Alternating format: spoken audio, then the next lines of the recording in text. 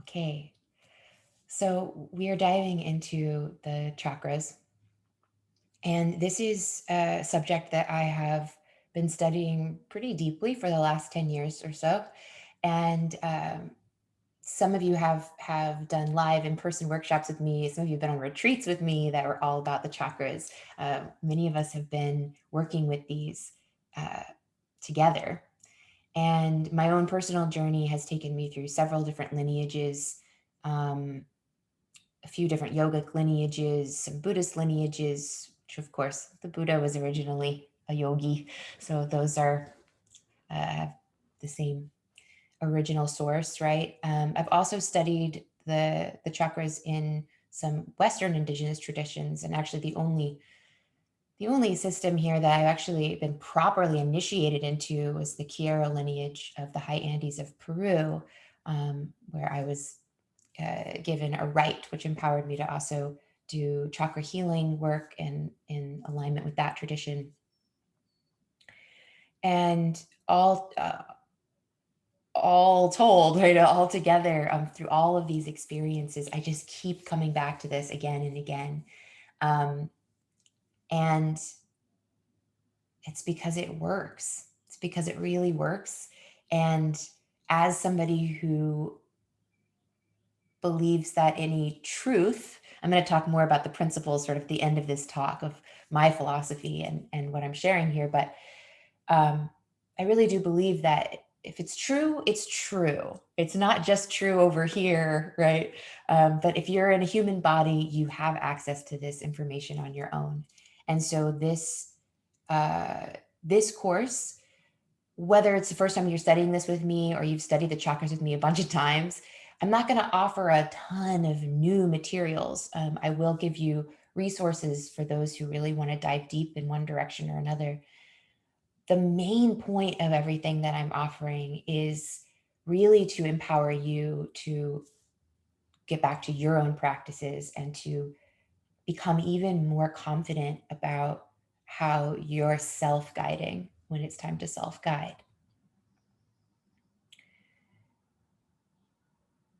The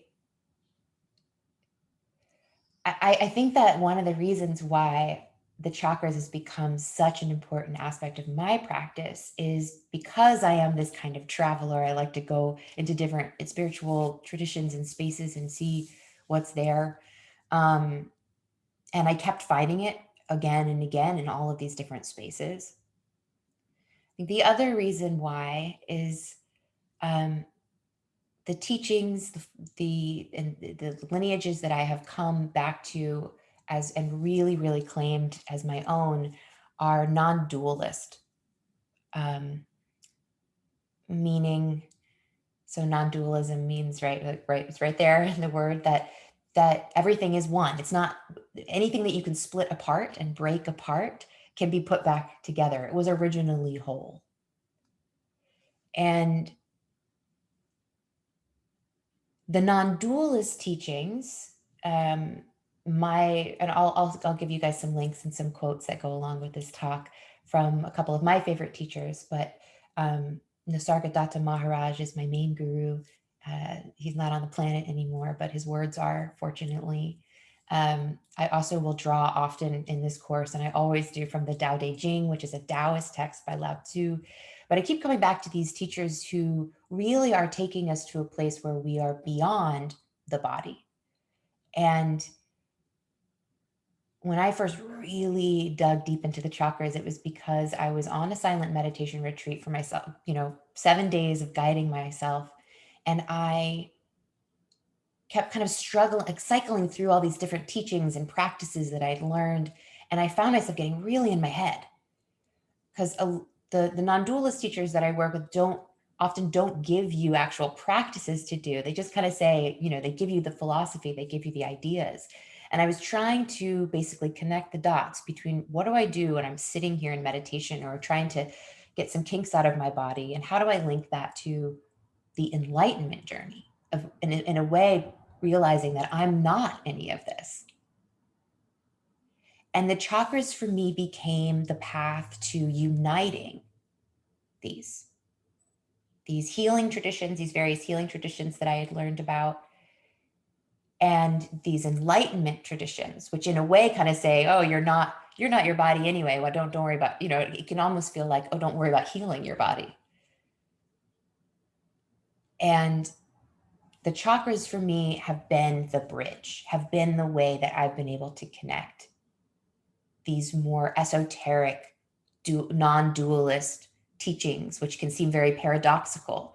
They can, in some ways, if we get really, as I have, really deep in that philosophy, it can actually make us feel less healthy.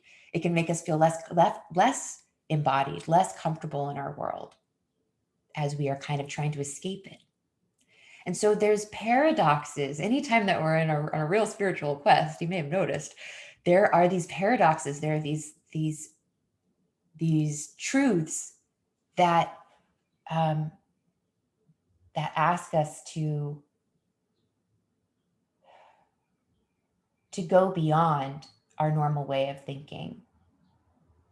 And to make sense of them requires this sort of step of integration and really being personally present. And so I hope that I hope to make space for that for you in this course. Now, first of all, arrive, right? It's really important that you're able to show up. I'm sorry for anybody who wasn't able to get into the Zoom room. I got a couple messages right before this and I tried to send you what you needed. But so saying right off the bat, first workshop of a course, often, we realize that there are things that we don't have that we need, or we get frustrated because it's new. Like you're using new technology, perhaps you're in a new space, maybe you're new to working with me and the way I do stuff. And I want you to just say that's all fine. We want to this week right away, like get any rocks out of our shoes before we take the journey. So feel free to reach out to me if you need help with any of the technical stuff, with getting the right yoga props or whatever it is that you need. That those little details are really important. We're about to take this big journey, right? So we want to pack well. We want to make sure that we've taken care of everything that we need to. And so that's number one. Is I want you to feel comfortable. I want you to feel safe. I want you to be able to breathe and be really present as I continue to roll out practices and materials for you. And so please do use this first week to make sure that you feel really comfortable. Check in with yourself about that, and then ask for what you need. It's an ask culture, not a guess culture here. Meaning you know what you need and I don't, so you have to tell me. And I'll do the same, right? If I haven't seen you in a while, or I'll check in on you rather than guessing about what you're going through or what you need.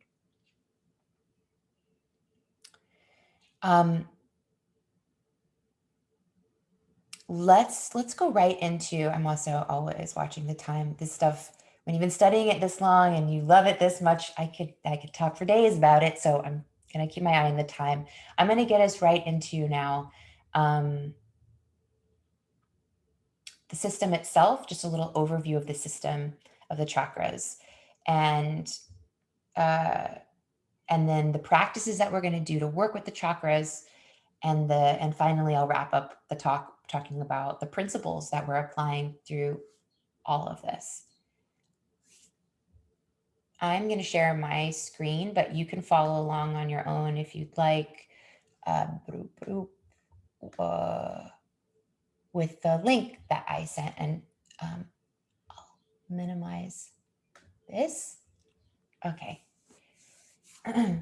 All right. So each week I'll give you one of these that goes along with the workshop. This first image I love. There's also, you'll see anytime that you come to a Zoom meeting with me, my profile photo is actually another image of this. This is a different artist rendering of this. This is a cell. This is a human cell. And,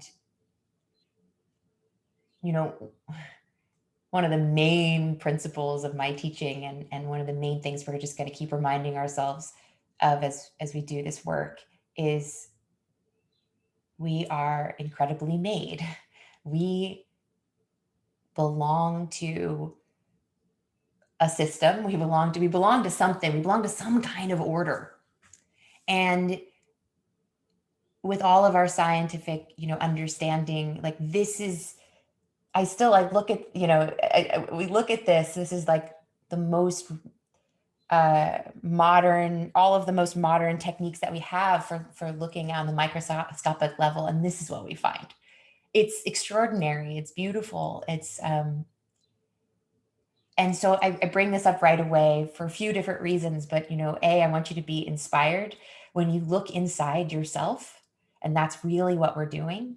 When you look inside yourself, even if at first you can't see or access or feel anything interesting going on, I promise that there are universes inside you.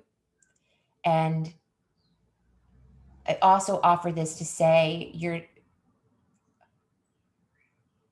don't get attached to the idea that you're going to master a system intellectually, and that's going to give you all the answers. Because again, we've mastered a lot intellectually as a human race at this point, and we are still making discoveries.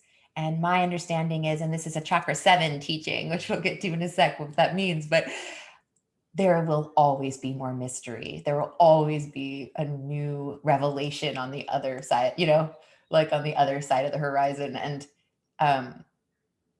don't fall into the trap that you're supposed to like perfectly know the chakra system. That's not the point. The point is to keep looking inside with wonder, and all around you, and to see that the order of things is mysterious and wild, and that we can just keep discovering it on our own. Okay.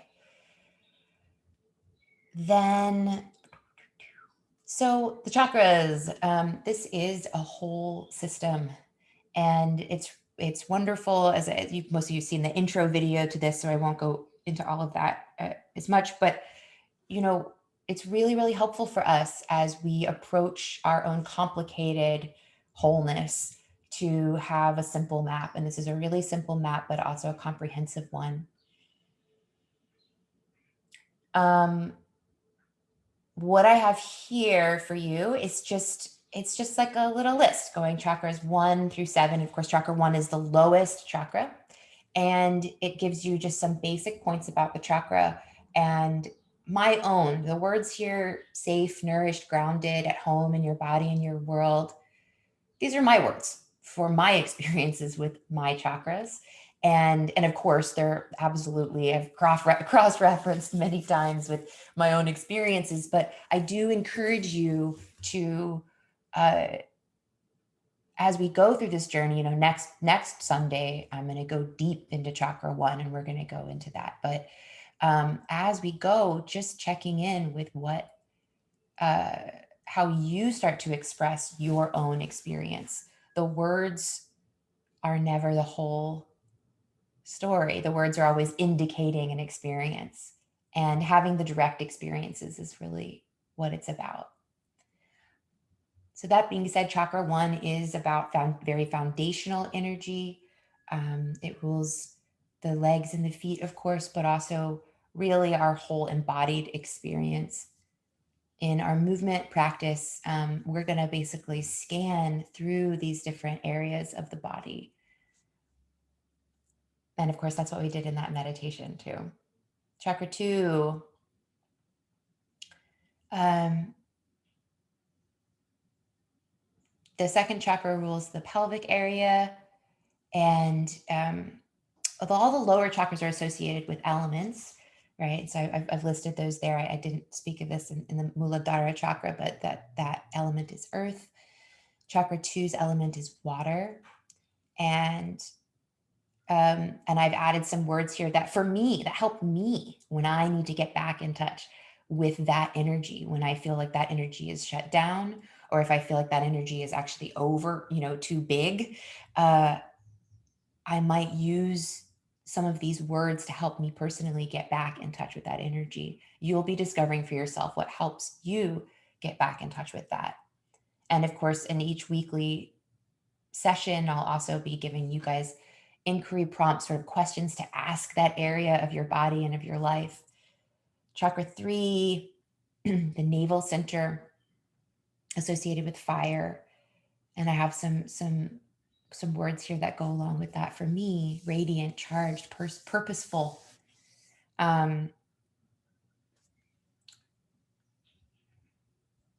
Chakra 4, this is our heart center. It's really at the center of the chakras, right? So there's 7 in the system that we're working with. I'll speak more to that in a sec, and the very center of it is the heart. Sometimes when I'm offering this work, I actually start us at the heart, like starting at the center of the experience, and then we expand outward. And for me, this feels like the center of my system. And I'm going to be asking you to find where your center is. And depending on what you need, you may need to drop that center down into a different space or up into a different space, depending on what's going on for you in a given moment. You'll be learning how to do all of that. Vishuddha, this is our throat center, associated with our authentic and unique expression, our voice. There's no one else has the exact vocal thumbprint that you do. Your vocal cords are unique. And that speaks to, that's a metaphor, right? For more beyond just the physical aspect of your voice. So really good stuff we'll dive into with that week. Chakra 6, your third eye. Again, I really feel it very much in the center of my skull, and then feel the energy kind of radiating out. That now we're beyond the 5 elements, right? And so different sources will say different things. This often is considered the element of perception or awareness, just the ability to see, to experience earth, water, fire, air, ether. What makes it possible for us to experience those things? What element perceives the elements, right? And then chakra 7 is our crown chakra. And this one is beyond the elements. It helps us remember what that, like I said, when we were looking at the picture of the cell, right? That no matter how much we understand, and no matter how many accomplishments we have, managed to successfully obtain, no matter what we've been able to do in this lifetime, there will always be beyond. And that is also a part of you. Yeah. And so I know that's just like a real quick tour through. And I'm actually going to go ahead and just scroll down here for a second so you can see this image of it. My computer screen isn't really great for this. But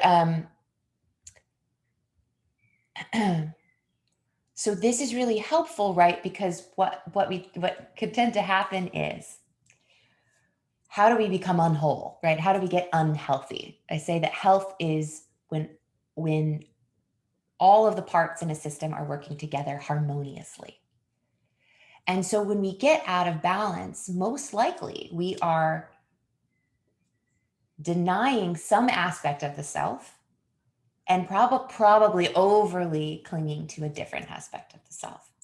So one way to say this is, I could say I'm really stuck. I'm identifying as, let's say, Chakra 1.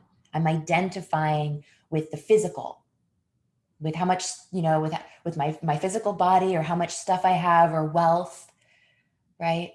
If I were stuck here, let's go here. If I was stuck at Chakra 2, I might be in a place where I was really, I was just really stuck in physical pleasure, right? Always kind of seeking sexuality or physical pleasure. If I were stuck in Chakra 3, I might be experiencing life in such a way where everything was about doing and accomplishing, and I'd be very overactive and busy.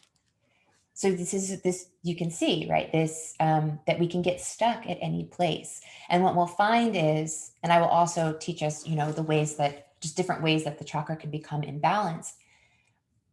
But this is really, really important. And this is the big work of this week, before we do kind of dive in deep to any one of these spaces is noticing for yourself where you tend to get stuck, and noticing for yourself where do you tend to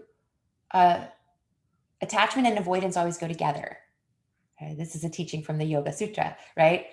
Attachment and avoidance actually always go together. So if I'm really attached to something, if I'm over here like I am, I can get stuck in chakra 4 for me, actually, where it's all about serving others. And I'm like not paying attention to all these other aspects of myself, right? Okay, I'm chakra 4. Well, guess what? Something's being ignored, something's being abandoned, something's being not paid attention to, because we are all of these things. They need to all be working together. One image or metaphor that really helps me when I think about my chakras, I like to think of them like an inner family or an inner team. And so if I say you go into a team meeting, right, and there's all your team members, and whoever's running the meeting just lets one team member talk all the time, the whole meeting, that would be really frustrating. And you would feel like, what's the point of me being here, right? So with this week, as we try to find wholeness, we're going to be doing these scans, and we're going to be checking in. Are there spaces? Are there aspects of you? Are there kind of some of these themes where you're like, wow, I'm not letting that part of me speak or contribute? And are there other parts that are working way too hard, doing too much? And maybe there's an ego part of that kind of likes working that hard, or being the one who gets to talk all the time, or being the ruling one. But ultimately, it's not health. And it's not letting us get the fullness of all of the different,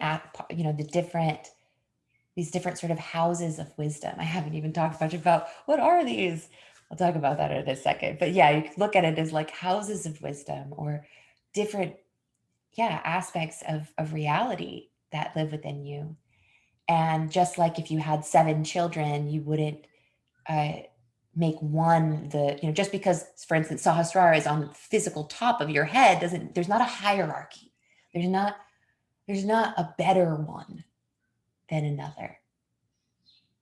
They all work together. They all rely on each other. And so this week is a lot about looking at that whole and starting to notice the ways that you attach to some areas and deny some others. Okay. Now, this is just the same thing above as a PDF. I'm trying to give you guys different materials in case people like to print things out, or, I'm going to give you everything that I can. Now, this is cool.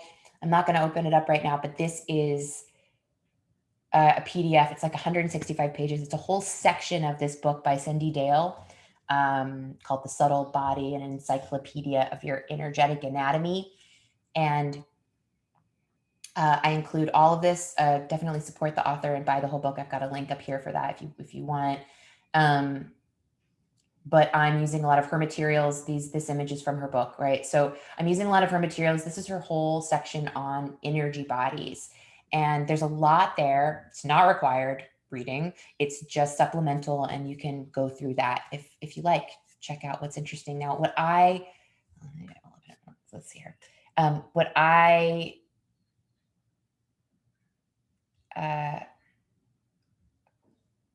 What I really love is she, at the end here, I'm going to scroll down. At the end here, she goes through, she brings up all these different traditions. All these different traditions that she has studied that have some version of energy bodies or the chakras. Probably shouldn't have gone down this road. Hang on. She brings up the koshas. Anyway, so this really gets into all of these different teachings. Oh, here we go. Here's where she starts to get into different approaches and different systems. And so, and I'm just going to pause on this one. I won't go further, but this is a version of the Tibetan version of the chakras. She talks about different systems from all over the world. And I really love that because, again, that's kind of been my journey, has been checking out all these different spaces and systems. And this is the best book that I found for integrating them. I discovered this book somewhat recently, actually, long after I'd already studied all of these things. And I actually endorse it even more so because it's not like I learned it all from this book. It's like I read this book knowing what I know and said, oh yeah, she's kind of got put it all together here in a really great way. I also just want to say we have people here in this course from all different spiritual traditions and backgrounds from different places in the world. Whatever your own religion or spiritual practice is, whatever your guru is, all of this is meant to just make you feel closer to those sources and resources. It's you don't have to leave what you already know at the door. Just the opposite. Bring it in, and see how it comes up against this work that we're doing here. And if you start to get confused or feel like, how can there be more than one truth, right? Like, remember, or more than one way to access the truth, right? The chakras teach that lesson just in their very multi-layered existence, that there are. The universe is huge and complicated, and there are many, many different ways to see and access the same essential truths. Okay, so here's the practices we're going to do together. The most fundamental practice we do is meditation. And that is because meditation, as I teach it at least, is the practice of turning inward, of dropping our awareness inside. And it cultivates awareness, the ability to be aware. And we can't have any other experience without it, right? You're going to be doing a meditation practice when you're doing any other practice, because that's the internal listening, really, right? It's the ability to listen internally. I do recommend, as I say here, I call it stillness, some kind of still meditation practice I would love for you to do every day, if you can. And if you're new to that, just spend a couple minutes. Using the guided recordings will help. And I added a little template here. You'll recognize the first few steps of this template from the guided meditation today. Arrive, breathe, connect to care. And these are great anytime you're just walking through your day. Arrive, breathe, connect to care. The next step of the meditation template is direct your attention somewhere specific now, to a mantra, or right. And in our work in these 8 weeks, that somewhere specific is going to be the chakra of the week. Or in this week, just sort of doing that scan. You can drop your awareness anywhere inside. Put your attention there. Do it right now. You know, and then you will start to find that ability comes easier and easier to just drop back into awareness.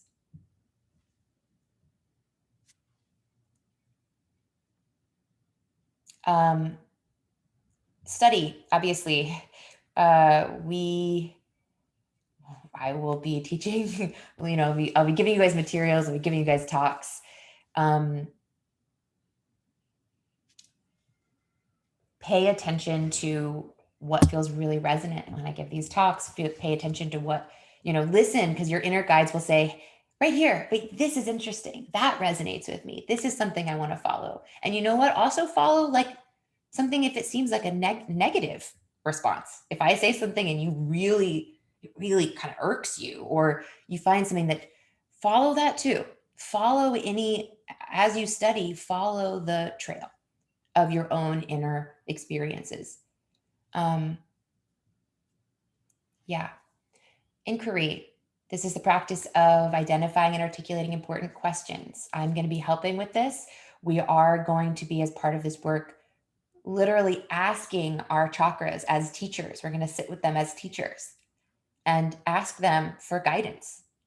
And that's one really simple way that I like to move around the world in general. I just ask, right? I said this is an ask culture. I do that inside myself too, right? And try to really create a sort of dialogue, and then go back to my meditation practice, which is to listen. But there are lots of different ways to do inquiry. A lot of people here are also artists or writers. And I give a lot of prompts I will send you guys some prompts right after this workshop. I give you guys prompts which you can use to jumpstart a journal practice or some other creative practice, or just kind of chew on some of these questions and contemplations throughout your week as you come to your own realizations and insights. Obviously, embodiment is a big part of this. I could have called this yoga, but the thing is, the truth of the matter is, a lot of my movement comes from my time in modern dance, my time studying qigong and tai chi, which is Tao. Those are Taoist Chinese systems, not strictly yoga, but what I really mean by embodiment is just we're gonna be feeling these things inside our bodies. That's a lot of where the medicine is. We're going to be letting our bodies tell us how to approach our practices. We're going to be moving our bodies in different ways. Each chakra will have its own movement class that goes with it.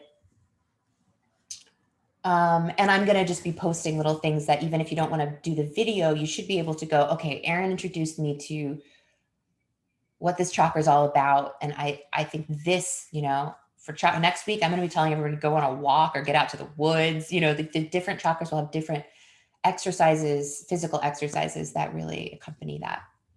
That was supposed to be formatted differently, but sound, we are going to be chanting. I think we'll do this at the end of our movement practice today. We're going to chant the Bija Mantras. Each chakra has its own mantra, and a bija means seed in Sanskrit. So that means it's like the tiniest little place that we can contain the energy of one of these chakras. And these go, Lam is chakra one, so from the bottom, right? Lam, Vam, Ram, Yam, Hum, Om, and then a silent Om. You'll learn those, and then each week we will chant that Bija mantra. And I do plan on Wednesdays to also drop like an extra chant or song for you. That also goes along. Okay, and then here's the playlist. We're actually this week going to use the playlist that we'll use in the final week as well. It's the Chakra 7 playlist that goes well with this week's work. And finally, sharing as a practice. I'm going to be asking everyone in some way or another to, throughout this process, check in with us and share about your experiences. It helps you stay on track and accountable. It helps you, I know for me, just preparing for this workshop, right? Like I have to get really articulate for myself, and then I learn by sharing with others, right? So I'm asking you guys to do that as well. To share your insights, and definitely, of course, to share your questions and the places where you get stuck, but also share the moments that you want to celebrate. This is a deep inward journey, but you do need others around to be able to hold space for that journey. So, and some of the other people in your daily life at home or at work may not be able, they're not doing it with you, right? So if they're not, it may be hard for them to meet you here, but we can. That's what we're all here for. So finally, I can't go into these too deeply because of time. I want us to move, but I am just going to say there are certain principles that we are leaning into, which are underneath this whole journey, which are kind of running this whole journey for us. And I'm just going to leave this. I'm going to leave this list here for you this week, but we'll end up kind of unpacking it more as we go. And I will share a few quotes from my favorite teachers that speak to some of this, and then we'll move into it. So these are my values, my principles, all of the kind of deepest truths that I have found to be important in my own life and practice are here. I say here that the principles of healing, awakening, and empowerment. And let's pause there for 1 second. What are you here to do? Why are we doing this? Every person here has different reasons, but At the bottom, there's a sameness in that we all are ready for some kind of transformation. We are ready to go from less healthy to more healthy, from less aware, more asleep to more awake, more aware, wiser. We want to go from feeling like we don't have a lot of strength or power in our lives, or at least certain areas, to feeling empowered, to feeling like we have all the resources we need to do what we need to do. Right. And I basically, everyone I've talked to their journey has come down to one version of this: healing, awakening, or empowerment. And really, I find they all three actually go together. If we don't understand how the transformation takes place, we're going to have a hard time doing this journey. And so here's my understanding of it, right? It has to start with awareness.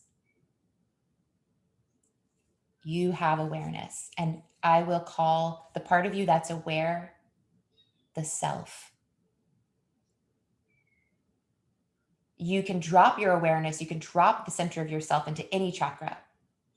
But like I said before, ill health just comes when we get stuck in one place and identify and say, this is me. And then we start refusing other aspects of reality, other aspects of ourselves. But the awareness is everywhere. We'll talk about this more, especially at the end, when we get into chakra 7. But throughout, awareness is the number one thing that we're cultivating.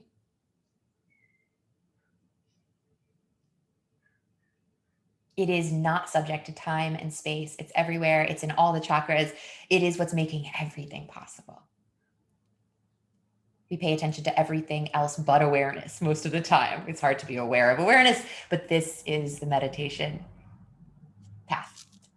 Okay, once we've got awareness, we can get access to truth. And by truth, I mean just reality. Reality.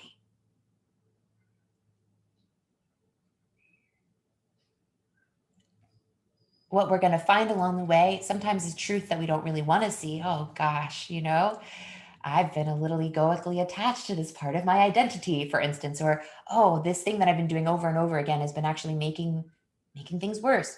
We might find truths that are a little bit hard to see, but once we really trust our awareness and our direct experience, we can also start to see these truths for ourselves. And a real truth will come kind of like an insight, really comes like a revelation. It's an aha moment. It's different than just information. It has a charge to it when we experience truth, right? Now, once we experience truth from our own direct awareness, we get trust. This is a really, really big theme for me. I've been in some spiritual spaces where the people leading them weren't trustworthy, right? That's a lot of what's kind of made me go on these different journeys, right? I would go into a space, I would get a lot out of it, and then find, but there was something else there that wasn't right. And so here I go again. What do I have the whole time? I have my own awareness, my own direct experience. I have my own chakras. And that's what I have fallen back on again and again when I need to move, right? When I need to go to the next space. There's always something you can trust here. Once we have trust, we can have intimacy. And with intimacy is, one of my favorite. So Master Dogen says, enlightenment is intimacy with all things. It's the ability to be with any of these inner spaces or with somebody else and not be afraid, to not have walls up, or to be kind of clinging and trying to manipulate or change whatever we're encountering. We can have real intimacy only when there is real trust. Essence. And by this, I just mean everything has its own essence. Another phrase that I almost put here, but you can put it in, is self-determination. And what I mean is everything that you meet, anything that you're intimate with, every chakra, it has its own nature. It has its own way. It has its own needs, its own boundaries. And when we're intimate, we can start to learn directly from these things. What is it? What are you? If I want to go and heal my body, I better listen to it. I better be able to experience its essence and then make my choices on how I help based on what I hear. Surrender, the experience of surrender is something we're going to be trying to touch into when we meditate, to touch into throughout all of this. Again, we have to have these other previous experiences before we can truly surrender. But surrender is that experience of freedom, of not having to do anything or prove anything. That picture of the cell also reminds me I am already awesome. Like I was just made awesome. And I want to be able to surrender to that awesomeness rather than always trying to manufacture and produce and perform.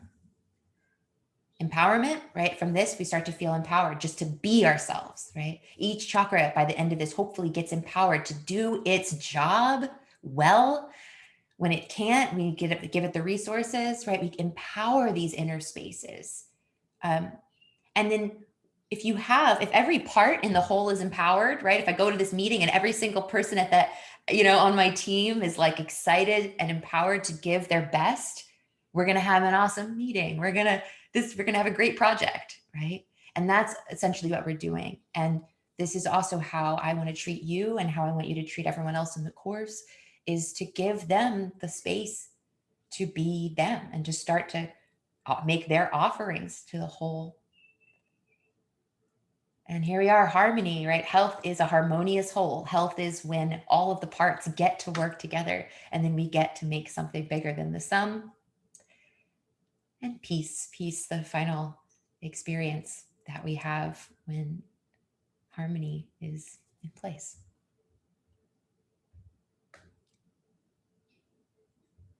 All right. That's the essence of the teachings for today. Again, I want you guys to be practical this week. I want you to really be honest about your real needs, about the rocks in the shoe. And then once you're comfortable in the space and with everything here, you can start diving into some of those deeper, contemplating some of these deeper philosophical aspects. And you could start diving into some of the extra resources that I gave you. And yeah, we'll get this journey off to a good start. Next is movement. Now I'm going to give you guys, I'm actually going to pause this video